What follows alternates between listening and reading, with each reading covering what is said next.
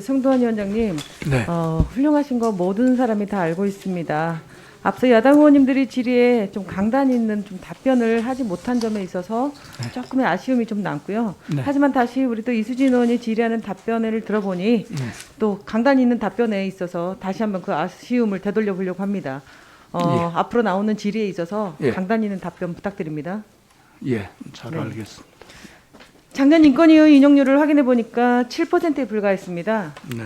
국민권익위의 19%, 새로 출범한 스포츠윤리센터의 27%에 비하면 턱없이 낮은 수준인데 이유가 무엇이라고 생각하십니까? 제가 설명해 드리겠습니다. 인권 전문가들은 진정 사건의 인용률이 낮은 것은 각하 처리된 진정 건수가 많기 때문으로 분석하고 있습니다. 네네. 네, 제가 지난 3년간 정부 산하 4개 조사 기관의 처리 완료 건수 대비 각하율 평균 확인 결과 20.7%였습니다. 지금 PPT에 나오고 있죠. 그런데 인권위는 63.2%로 가장 높게 나타났습니다. 또 인권위 지난 3년간 조사 한 건당 평균 사건 처리 기간은 133일로 빠른 편인데 각하율은 가장 높습니다. 조사관 1인당 연간 사건 배당 건수는 무려 119건으로 조사 기관들 중 압도적으로 많은데 3일에 한 건씩 조사를 처리하고 있다는 것입니다. 네네.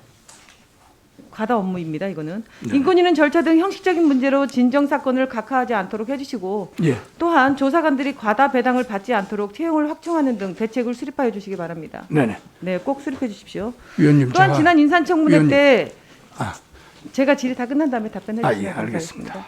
네, 제가 지난 인사청문회 때 질의 드렸던 스포츠 인권 특별조사단 기능과 예산 감축 문제를 파악해 보셨습니까? 예, 지금 파악하려고 노력하고 있는 중입니다. 네. 예, 2020년도 90% 감축된 예산으로 기능 수행이 과연 가능한 것인지 이 부분에 대해 위원장님에게 제가 의견을 그 청문회 때 말씀을 드렸었는데 다시 한번 파악해 주셔서 의원실을 보고 부탁드립니다. 예. 네. 그렇게 하겠습니다. 또 2020년 국민 인권의식 조사에 의하면 우리 사회의 전반적인 인권 상황에 대해 심각함이 36.4% 지금 PPT에 나오고 있습니다. 심각하지 않음이 16% 대비 2배나 높게 나타나고 있습니다. 네네. 이런 차원에서 인권위가 전 국민 대상으로 인권에 대한 홍보를 하는 것이 상당히 중요하다고 보는데요. 네네. 위원장님, 인권위에서 격언로 인권지 발간하고 계시죠? 네네. 예, 제가 이 인권지에 대한 만족도 조사 결과를 한번 봤습니다. 예, 예. 네, 이론이 아닌 실제 피부에 와닿는 내용, 더 많은 홍보, 현장의 소리, 인권 사각지대 사람들의 입장에서 최하, 낮은 곳을 봐달라, 소외계층, 장애 인권 영역 이런 부분에 대한 요구가 상당히 많았습니다. 네네. 여기 뒤에 계시는 우리 모든 분들이 좀 이런 부분에 대해서 다시 한번 검토를 한번 해주셨으면 하는 바람입니다. 인권위가 펴내는 인권지가 지나치게 전문가들로 치우친 기관지의 냄새가 나는 것은 아닌지 의문도 들기도 합니다. 위원장님, 앱진 모바일 형태로도 더욱 확대해서 많은 국민들이 볼 수 있게 해주시고 이에서 아래로 하달되는 인권지가 아니라 현장의 요구를 받아들일 수 있는 인권지로서 방안을 모색해 주시기 바랍니다. 네, 꼭 이 부분 여기 계신 모든 분들이 한번 검토해 주시기 바랍니다. 알겠습니다. 환자 생명과 직결되는 일을 하고 있는 간호사분들이 현장에서 열악한 근무 환경, 노동자 부당 처우로 고통받고 있습니다. 네네. 제가 지금부터 말씀하는 걸 잘 좀 이해를 해주셨으면 하는 바람입니다. 똑같이 코로나19 환자를 돌봤던 간호사라도 국가 지정 입원 치료 병상 근무자가 아니라는 이유로 또 대체 인력 일부에게만 위험 수당 지급하면서 차별 논란이 일고 있습니다. 알고 계신가요? 예. 코로나 위험을 무릅쓰고 열악한 현장에서 근무하는 간호 인력에 대한 차별이 있어서는 안 되겠죠. 예, 그렇습니다. 간호사분들의 대우에 형평성 논란이 없도록 인권위가 컨트롤 타워가 되어 복지부와 논의해 주시고 네네. 진행 사항과 향후 계획안에 대한 입장을 질의 후 밝혀주시기 바랍니다. 알겠습니다. 마지막으로 문재인 정부에서 국가인권위와 관련된 국정과제가 바로 국민인권보호 강화입니다. 네네. 지금은 문재인 정부 1, 2년 차가 아닌 정권 마무리 시점이죠. 네. 네, 여전히 많은 과제가 속도를 내지 못하고 지지부진하고 있습니다. 네네. 국민인권보호 범정부적 제도 마련을 위한 법안도 아직 개정 추진 중, 군인권 보호관 신설을 위한 법안도 아직 계류 중에 있고요. 인권위 조직 축소 회복을 위한 소요 정원 요구도 협의 중에 있습니다. 예. 다음 정부로 또 미루지 마시고 조속한 시일 내에 국정과제 이행을 완료하기 바랍니다. 지속적으로 잘 알겠습니다. 위원님 지금 질문 시간이 원체 짧아서 질문을 그냥 다 일단 하신 거죠. 그중에서 제가 들으면서 꼭 답변을 하고 싶은 부분 좀 추려가지고 저도 최대한 간략하게 말씀드리겠습니다. 예, 아까 각하율이 좀 높다라고 했는데요. 저 이거 아직 순전히 개인적인 생각입니다만 제가 와서 보니까 저도 같은 생각이 들어가지고요. 국가인권위원회법 조항을 제가 찾아보니까 그 진정인이 진정을 취하는 경우를 각하 결정을 하도록 인권위원회법에 돼 있습니다. 근데 이거는 일반적으로 법원이나 헌법재판소에서 처리하는 것과는 좀 다르거든요. 그래서 아마 국가인권위원회법을 처음 만들 때 서둘러서 만들다 보니까 아마 그걸 좀 혼동이 됐나. 어쨌든 진정인이 진정을 취하는 경우는 여러 가지 경우가 있거든요. 진정인이 이 국가인권위원회에 진정을 제기하고 진정 조사를 하겠다라고 이제 피진정인에게 연락을 하고 그러면 피진정인 스스로가 어떤 시정 조치를 하거나 그래서 문제가 해결이 되는 경우가 제법 있습니다. 그래서 문제가 해결돼서 진정을 취하면 마치 우리가 각하 결정을 하도록 돼 있어가지고 우리가 뭐 요건이 안 돼서 각하한 것으로 이렇게 통계상은 동시가 됩니다. 그래서 저는 국가인권위원회법을 언젠가 개정할 때가 되면 그런 부분을 법원이나 헌법재판소에서 쓰는 용례하고 맞춰서 좀 개정을 해야 되지 않을까 하는 생각을 하고 있고 그런 기회를 한번 좀 보겠습니다. 그리고 아까 그 간호사 문제를 말씀을 하셨는데 코로나19 이런 재난 상황에서 취약계층의 인권 보호가 미흡할 수가 있다라고 하는 문제의식을 가지고요. 제가 알기로 코로나19로 인한 예를 들어서 일반적 취약계층, 그 다음에 아동 인권의 문제, 그리고 무슨 요양시설, 어떤 집단 이런 문제에 관해서 지금 실태조사를 지금 동시적으로 진행하고 있고요. 그거 결과가 나오면 어떤 대책을 내야 될 텐데 위원님 지적을 받고 보니까 번아웃된 간호사들 포함한 일반적으로 의료인들의 문제 그 부분이 여기에 포함됐었어야 되는구나 하는 생각을 하게 됐고요. 네. 앞으로 그 부분에 대한 관심을 가지고 그 부분도 저희들이 인권 측면에서 네. 보강해야 될 부분이 있는지를 잘 살피도록 하겠습니다.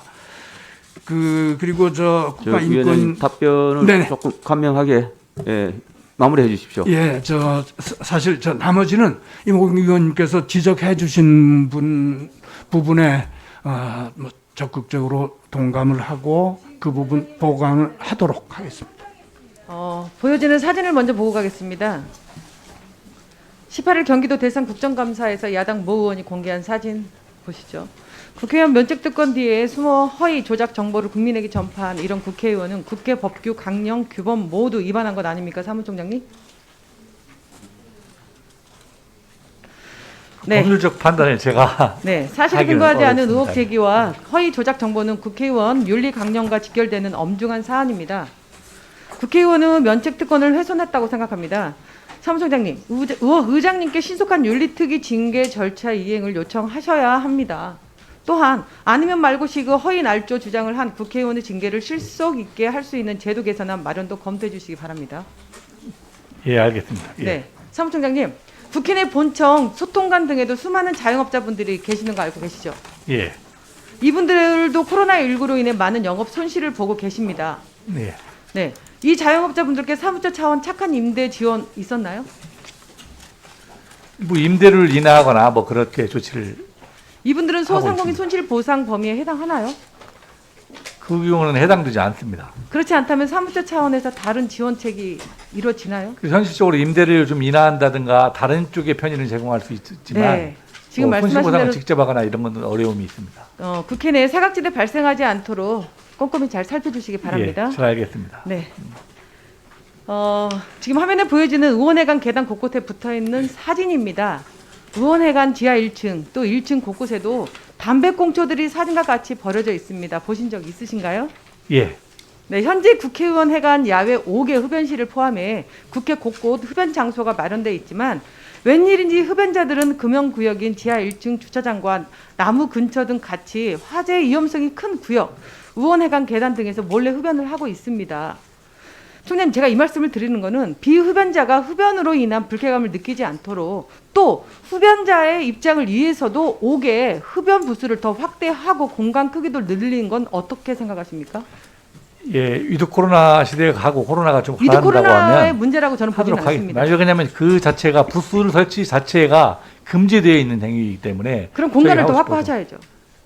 뭐 그런 부분들은 제가 최선을 다하겠습니다. 예. 네. 흡연 부스가 안 된다면 그 공간을 더 크기를 늘리시고 확대를 해서라도 좀 쌍방에 좀 이런 시설이 좀 마련할 수 있었으면 하는 저는 그런 부탁 말씀을 드립니다. 네. 다음 질의 들어가겠습니다. 일반 도로에서 견인된 차량은 당사자가 견인료를 납부하는데 국회 내 주차 위반 차량에 대한 견인료는 국가 예산으로 부담하시죠. 예, 그렇습니다. 국회 경내 도로는 도로교통법상 도로에 해당하지 않기 때문이라고 합니다. 예. 마치 발렛 주차를 연상케 합니다. 이 견인을 위해 최근 5년간 1억 1,900만 원가량 집행되었고 매년 평균 466대의 차량이 견인되고 있습니다. 지금 화면에 나오고 있습니다. 그렇다면 총장님, 최근 운영 단가도 상승했는데 견인료 부담 없이 국회 사무처가 견인 차량을 구입해 직접 운영하는 건 어떻게 생각하세요? 그 부분 검토하고 있습니다. 네, 그거 검토하셔야 됩니다. 초기에 2년간 견인료 상당의 비용이 들겠지만 향후 매년 차량 보험료만 지급하면 되므로 예산 절감 효과가 클 것입니다. 예산 측정 및 검토 후 의견 제출해 주시기 바랍니다. 예, 알겠습니다. 네. 그리고 지난 10월 21일은 25년을 맞이하는 한복의 날이었습니다. 알고 계시죠? 예. 최근 중국은 한복이 자기네 것이라고 소개하는 문화 침탈 행위가 일어나고 있습니다. 방송을 통해서 언론을 통해서 보셨습니까? 예. 예, 이러한 차원에서 정부에서도 한복 입기 좋은 날을 정해 한복 입기에 동참하고 있습니다. 그것도 보셨죠? 예. 네. 그렇다면 사무총장님, 세계적으로 한류가 열풍인 만큼 국회 내에서도 사랑제를 활용하여 국악, 판소리 등 주기적 문화 공연으로 한류 열풍에 선도적인 역할을 해야 한다고 보는데 어떻게 생각하십니까? 코로나가 종식되면 그런 부분을 적극적으로 검토하겠습니다. 네, 꼭 해주셔야 된다고 저는 봅니다. 예. 단계적 일상회복 시대에 맞춰 꼭 이뤄주시기를 당부 말씀드립니다. 이 자리를 비롯해서 하시고 싶은 말씀 있으면. 아니요, 우리 이모경 의원님이 또 한복이라든가 이런 걸 하고 또 한류 열풍에 많은 노력을 하시는데 이런 부분에 대해서는 우리 의원님들이 먼저 공감대를 좀 형성해 주시고 국회 사무처가 이러한 일을 좀 해줬으면 좋겠다 하는 것들을 하면 저희 국회 사무처는 적극적으로 뒷받침하도록 하겠습니다. 원래는 한복 패션쇼를 올해 계획하고 있었는데 코로나19로 인해서 하질 못했어요. 예. 그래서 내년에는 반드시 예, 저희도 뭐 지원하겠습니다. 예.